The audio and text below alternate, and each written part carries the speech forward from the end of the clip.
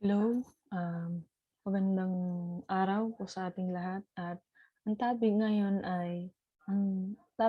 ngayon ay plurality of crimes, and this is the complex crime. And what is the complex crime? Complex crime means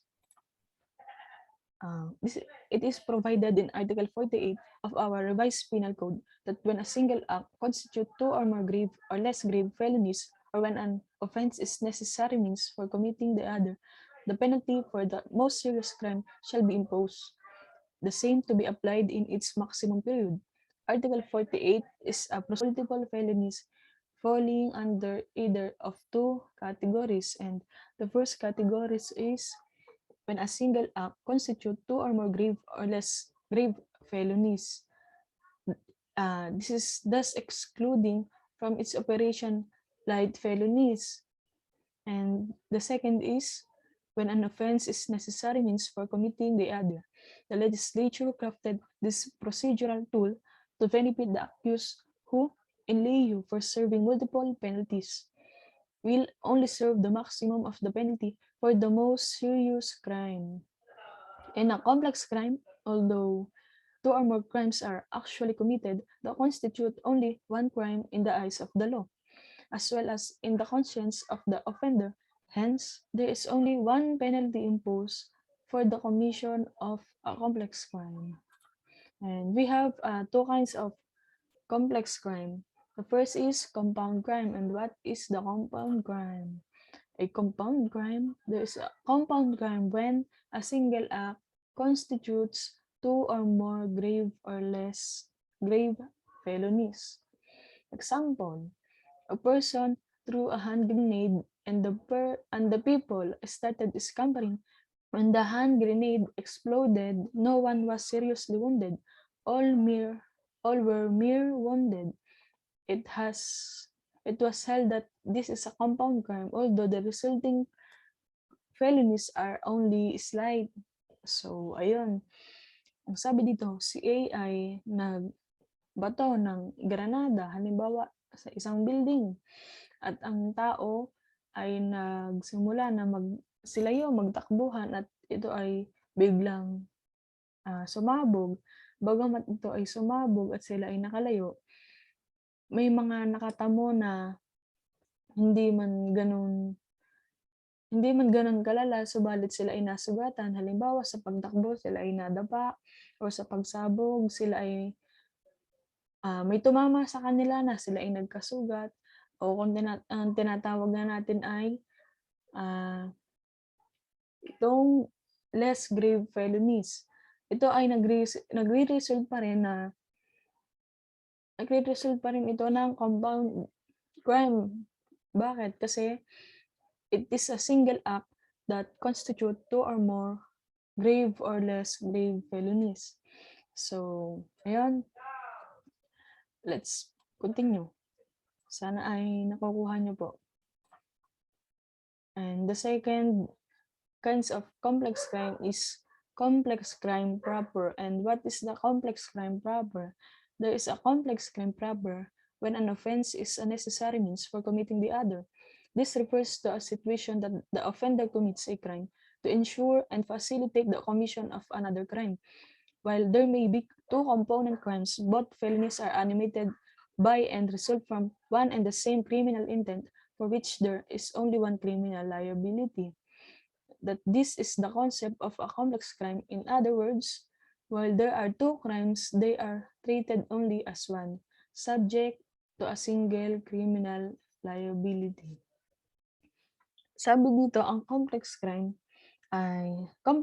proper ito ay nagsasangkot sa isang pagkakasala o isang krimen, isang nagawang krimen para sa isang kinakailangang para makagawa sila ng paraan para maisagawa ang other crime. So, ayun. And hindi siya katulad ng compound crime na binubuo ng isang krimen na nagbubunga ng dalawa o higit pang mabigat o hindi malalang krimen katulad nung kanina sa halimbawa na pagbato ng granada. Isang crime lang siya pero nagre-result siya ng 2 or more victims na maaaring maapektuhan sa pagkagawa ng kanyang single act na kanyang ginawa. At ang complex crime naman ito ay isang paraan para makagawa ng panibagong krimen ang offender. So, ayun. Sana malinaw tayo and let's continue. This is the example of complex crime proper. The case of estafa through falsification of public document would illustrate this point. While a conviction for estafa through falsification of public document requires that the elements of both estafa and falsification exist, estafa may be determined and considered independently of that falsification. The two crimes of estafa and falsification of public documents are not separate crimes, but component crimes of the single complex crime of estafa and falsification of public documents. This is the estafa through falsification of public documents. This is under Article 171 of the ating revised penal code. Ito ay hindi magkahiwalay na krimen, ngunit bahagi ng mga krimen ang nag-iisang komplikadong krimen. Guess nyo ba? Hindi siya ang estafa through falsification of public document ay hindi sila magkahiwalay na krimen.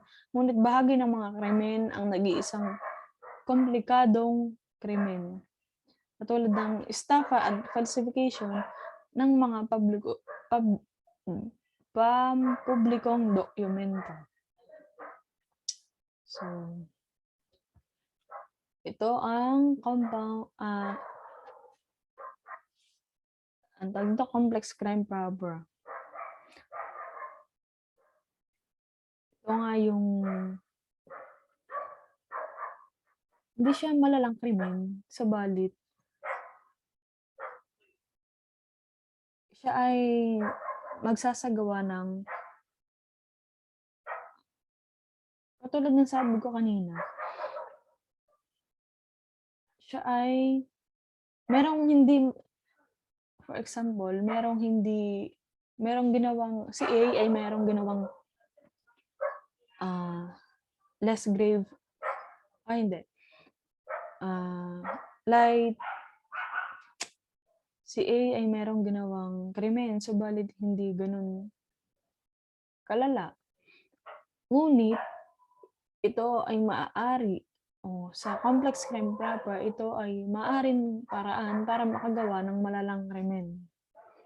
So, ayan. Let's continue. Dito naman tayo sa special complex crime, where the law provides a single penalty for 2 or more component offenses.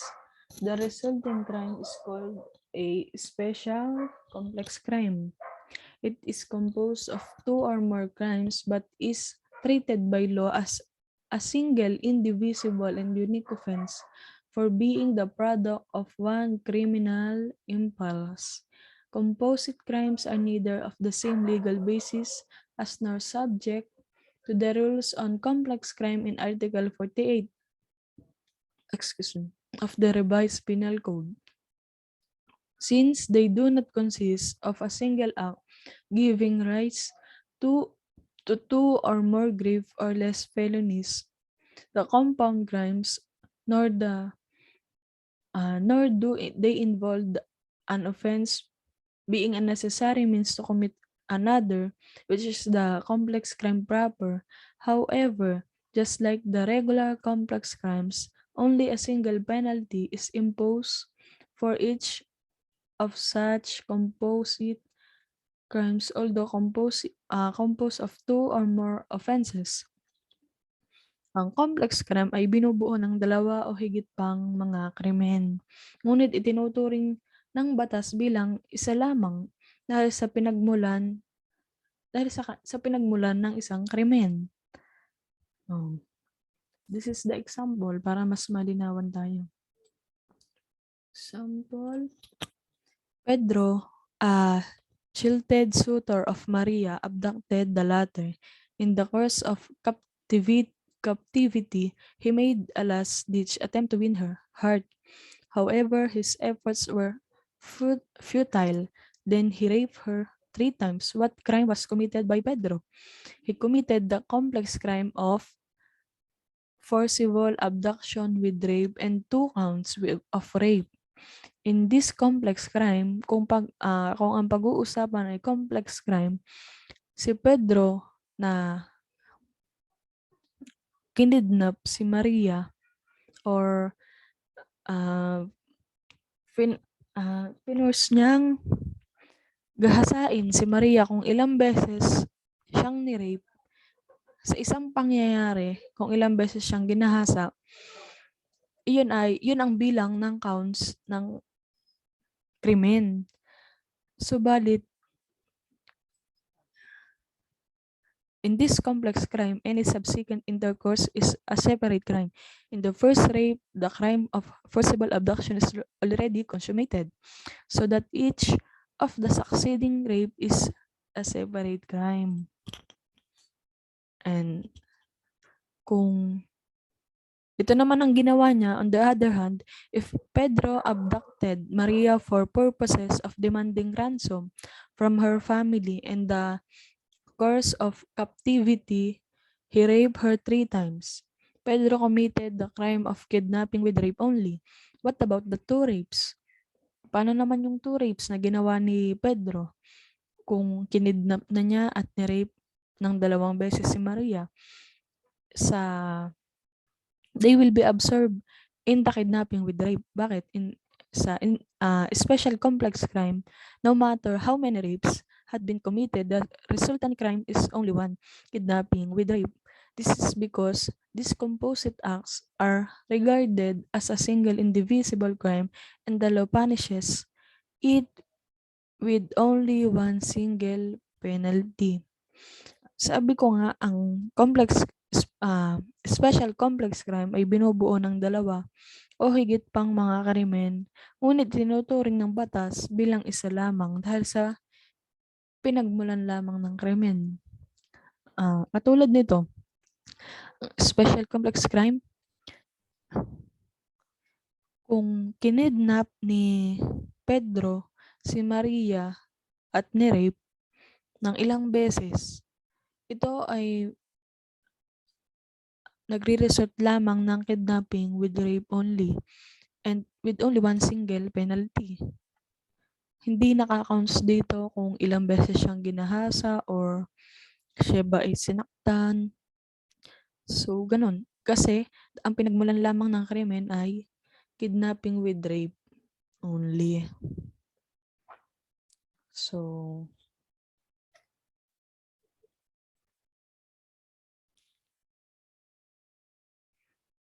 at ang isa pang halimbawa ng special complex crime is arson with homicide. So, alam na naman natin ito. Kaya punta tayo dito. Naglagay ako ng mga distinctions. There are 3 distinctions. First, as to composition of the crimes. In a composite crime, the composition of the offenses is fixed by law. But in a complex or compound crime, the combination of the offenses is not specified but generalized, that is grave and or less grave, or one offense being the necessary means to commit the other. A second is as to penalty. In a composite crime, the penalty for a specified combination of crimes is specific. In a complex or compound crime, the penalty is that corresponding to the most serious offense to be imposed in the maximum period. And the third, the last is as to the treatment of light felony. A light felony that accompanies the commission of a complex or compound crime may be made the subject of a separate information, but a light felony that accompanies a composite crime is absorbent. So this is the end of my presentation for today.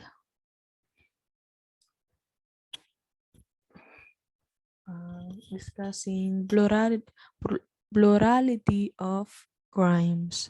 And this is all for today. Thank you.